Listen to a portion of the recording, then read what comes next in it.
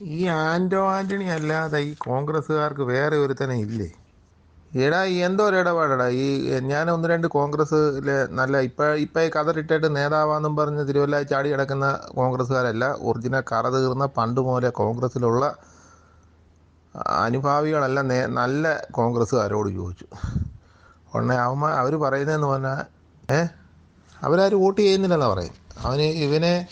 ഇവനെയും കൊണ്ട് സായി കെട്ടി ഇവനൊന്നും ചെയ്തിട്ടില്ല, തിരുവല്ലായിക്ക് ഒന്നും ചെയ്തിട്ടില്ല, കോൺഗ്രസ്സുകാർ എന്ന് പറയുന്നുണ്ട്. ഇവനൊന്നും ചെയ്തിട്ടില്ല. ഇപ്പം പറയുന്നത് റെയിൽവേ സ്റ്റേഷന് അവനാ ചെയ്യുന്നതെന്ന്. ഈ പുതിയതായിട്ട് ഇപ്പോൾ റിപ്പയറിങ് നടക്കുന്നില്ല, റിനോവേഷൻ. അത് റെയിൽവേയുടെ ഫണ്ടാണ്.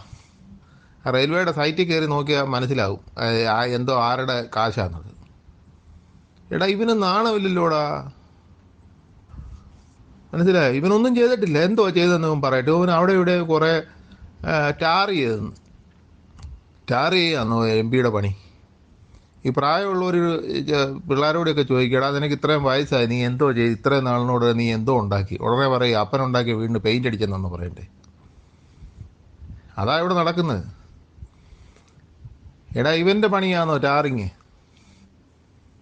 ഇവനാണോ ഇവിടെ ടാർ ചെയ്യുന്നത്? ഇവനാണോ ഈ ടാർ ഒഴിച്ചു കൊടുക്കാനായിട്ട് ഈ PWD കാരുടെ കൂടെ ഈ റോഡ് പണിക്കാരുടെ കൂടെ നടക്കുന്നത്? ഒരു ഇതുമില്ല.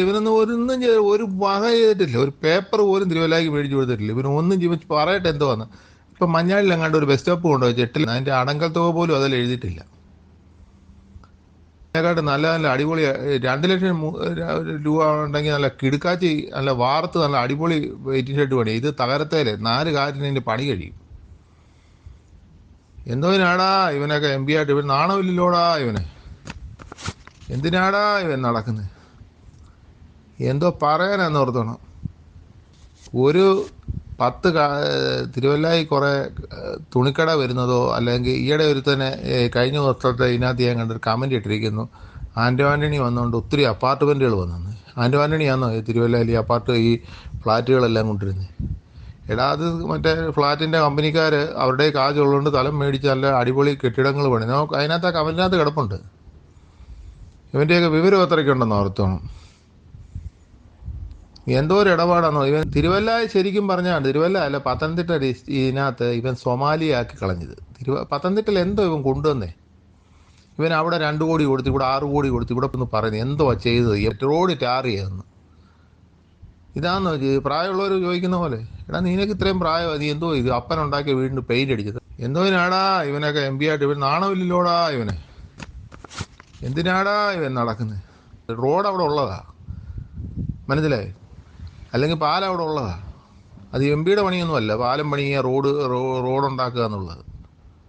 അത് മനുഷ്യൻ്റെ ടാക്സ് എടുത്തിട്ട് അത് എല്ലാ വർഷാവർഷം ഇവിടുത്തെ റെയിൽവേയുടെ വികസനങ്ങളെല്ലാം ഇല്ലാതാക്കിയത് ഈ കുര്യനുമൊക്കെയാണ്. കഴിഞ്ഞ് രാജഗോപാൽ റെയിൽവേ മന്ത്രിയായിരുന്ന സമയത്താണ് അവിടെ പ്ലാറ്റ്ഫോമിൻ്റെ പരിപാടിയൊക്കെ നടന്നത്. അല്ല ഇവന്മാർ അത് കഴിഞ്ഞ് ഇപ്പം കണ്ടില്ലേ മേളിലോട്ട് കയറാനൊരു ഇതുണ്ടാക്കി. ലോകത്ത് എവിടെയെങ്കിലും കൊണ്ടുകൂടാ ഇവനെ? ലോകത്ത് എവിടെയെങ്കിലും ഉണ്ടോ? മേളിലോട്ട് മാത്രം കയറുക, താഴോട്ട് പിന്നെ നിരങ്ങി ഇറങ്ങും. അതോ സ്റ്റെപ്പേ കൂടി ഉരുണ്ട് താഴോട്ട് വരിക. എങ്ങനെ അതിൻ്റെ ടെക്നോളജി എനിക്ക് മനസ്സിലാകുന്നില്ല.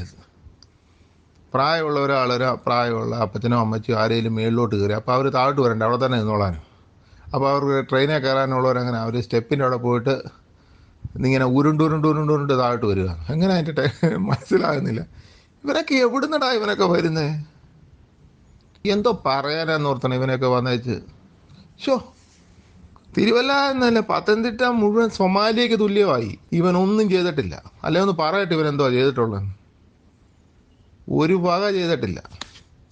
മുഴുവൻ നശിപ്പിച്ച് നാരണക്കല്ലാക്കി കളഞ്ഞു. ഇനി ഇവന് ജയിക്കത്തില്ല, ഉറപ്പാ. ഇവന് വോട്ട് ചെയ്ത് ഒത്തിരി കുറേ ആൾക്കാരോട് ഞാൻ സംസാരിച്ചപ്പോൾ എന്നോട് എൻ്റെ കുഞ്ഞെ, ഞാൻ ഇവൻ ചെയ്തിട്ട് എന്തോ ഇവൻ ചെയ്തത്? കോൺഗ്രസ്സുകാരനെ ഒഴുകി ഇവൻ എന്തോ ഇവിടെ ചെയ്തത്? ആന്നോ? ഒന്നും ചെയ്തിട്ടില്ല.